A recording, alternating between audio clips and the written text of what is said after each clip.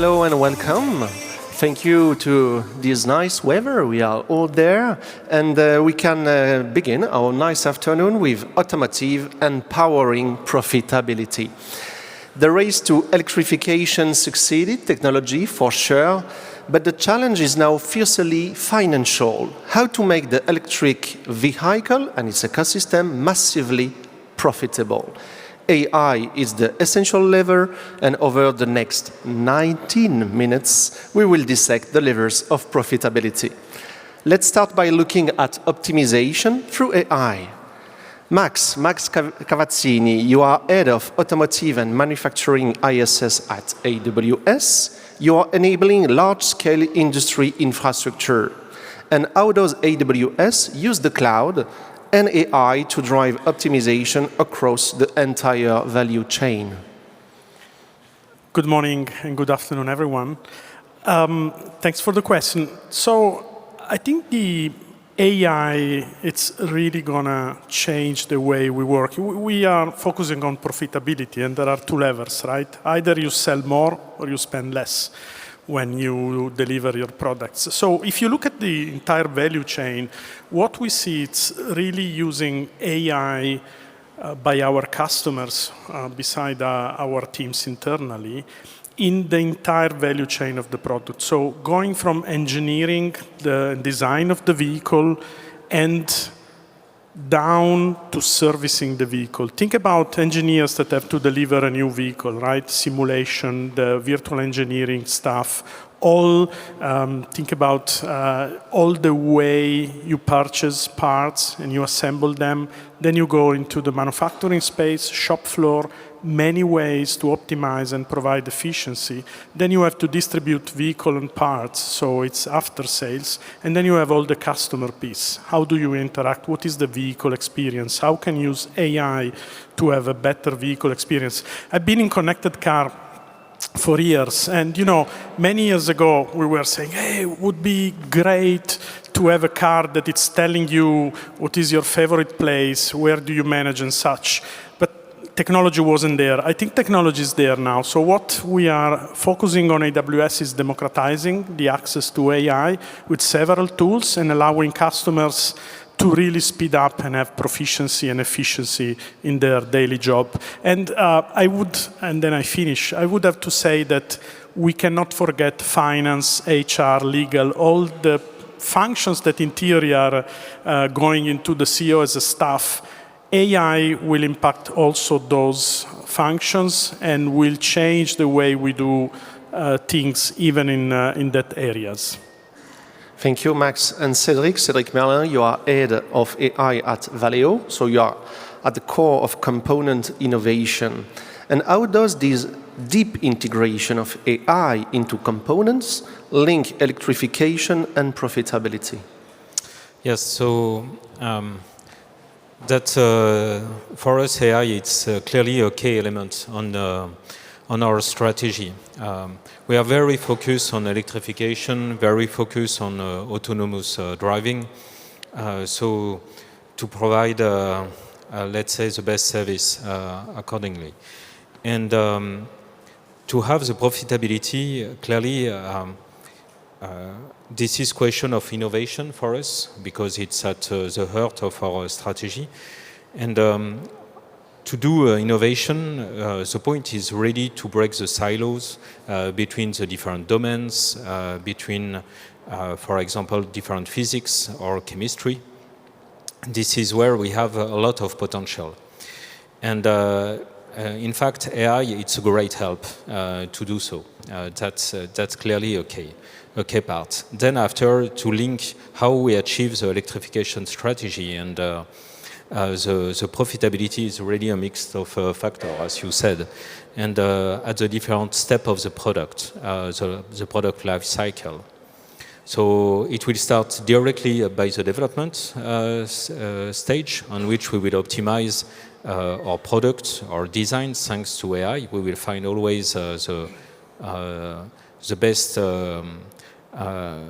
let's say, the best compromise between performance, cost, and reliability. Then during the production phase, on which we use AI to optimize our production line, basically, and also during the life cycle. Because to have the best operating mode all the time, you need also to enrich that with AI, and it's why going with SDV, all this strategy, we're able to improve step by step really how AI finally increase the performance of the car during the lifetime. Thank you, Cédric. And Clément Tiret, as CFO at Electra, you're managing the financial viability of charging infrastructure. How does AI optimize your network and the electricity distribution to ensure financial viability and grid stability? Hi, good afternoon, everybody. So maybe let me start with a quick question. How many persons in the room drive an electric car? Can you raise your hands? Once? Okay, so a handful, but still not the majority. And why is that? I guess the equation for BEV adoption is price, range, and speed of charge. So price of the vehicle, it's people like Cédric here who are working on it, doing a tremendous job, taking the price down. So nothing to do with my part, which is the charging part. But for range and speed of charge, of course, you need to have a reliable network where you can charge your car. And actually, AI is a tremendous enabler to build that network. Especially to build a big network, you need to do it in a profitable way because we have to invest hundreds of millions, billions of euros to build this brand new network. And so basically, AI comes at two places in that process. First, when you need to build a brand new network from zero and build like thousands of stations in just a few years, picking the right location is key. Then, once you build your station, you're stuck with it for 15 or 20 years, so you better pick it right. AI, of course, is an incredible support for decision making, particularly when you can train agents or models that help you pick the right location by forecasting demand on that location. And traffic, of course, will drive revenue, which itself will drive profitability. So first thing is build your network through, make AI-powered investment decision if you want to build a sound network. Then you've built your 2,000 stations. What do you do with them? You have to operate them. And it's a huge challenge because you then have 2,000 points on a map in Europe, and you have to make optimal decisions in one single point of that map. How do I manage my load? What price do I apply in that particular station? And this is all the more important as BEV will grow and the stations will get saturated. So if I don't want to hire hundreds of people, if I want to remain profitable, so avoid having dozens of millions of structural costs, I need those decisions to be taken automatically in a smart way, and for this we need agents. So in the EV charging industry, we're investing a lot to basically make that network future-proof so that people who drive an electric car can safely drive at Electra. Thank you, Clément. And then to achieve profitability, we need game-changing use cases. And Max, how will AI create a virtual workbench for engineers and accelerate product design? Yeah, let's go maybe down a little bit. How many engineers in the room? Raise your hands. Okay, you should be excited now from the answer. So think about how much work is going into designing a vehicle, right? And it takes years. And when you are done, you basically spend 1.5 billion to create the plant and such. Now, the way we are seeing customers using our AI tools to accelerate engineer, if you think about Rivian, they went down to a couple of years from the moment they start designing the vehicle to the moment they hit the road, compared to 36, 48 months. How do they do that? First thing is basically having a separation between physical hardware and software, right? It's a trend, software-defined vehicles and such. So you can decouple the development and start developing your software before even the hardware exists. We announced last year at CS, exactly with VALEO, the virtual hardware lab, where you have virtual hardware where engineers can test. This is the first thing, right? So I give you an anecdote. In 2008, there was a famous German tier one came to me and say, Max, we have the first prototype, Bluetooth is working, 2008. Now, you can design everything before the hardware actually exists. The second thing on the virtual engineering, it's having the platform. So having access every time, everywhere for different teams to the same standardized tools and have engineers that can collaborate and we heard remove silos. This is the second thing.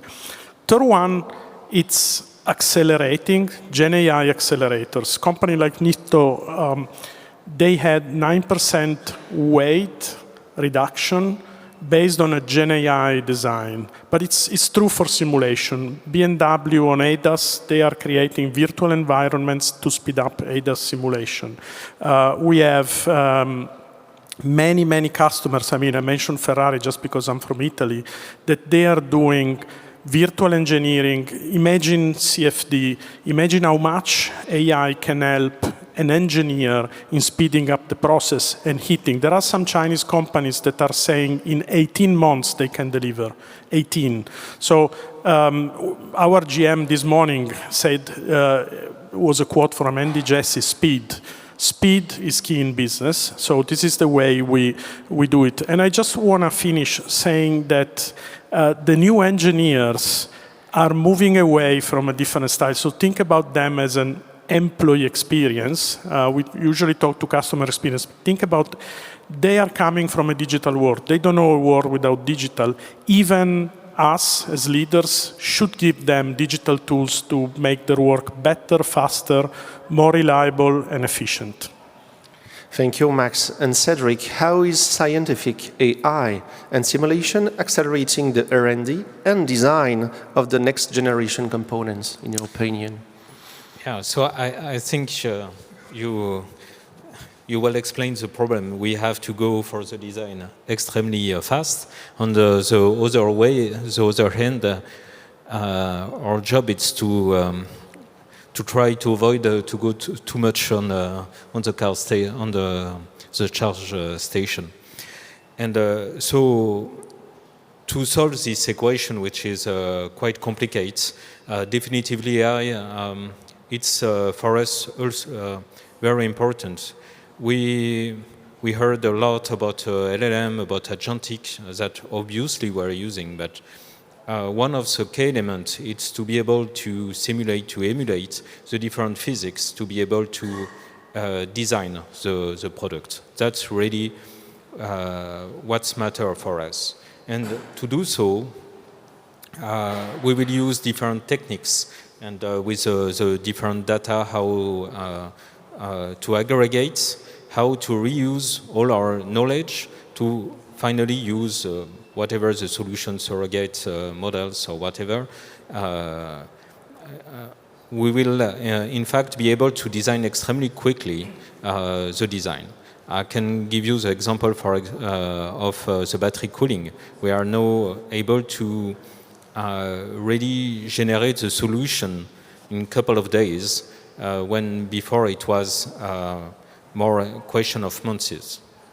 And how we are doing that, it's because we learn first all the different physics, for example, the coolant flows, how it should do, and we are designing automatically according to our different constraints and physics the solution. This is an example that we are using, but most of the products in the future will be designed like that. So, as you said, the digital part and how we modelize our environments become really okay in terms of engineering.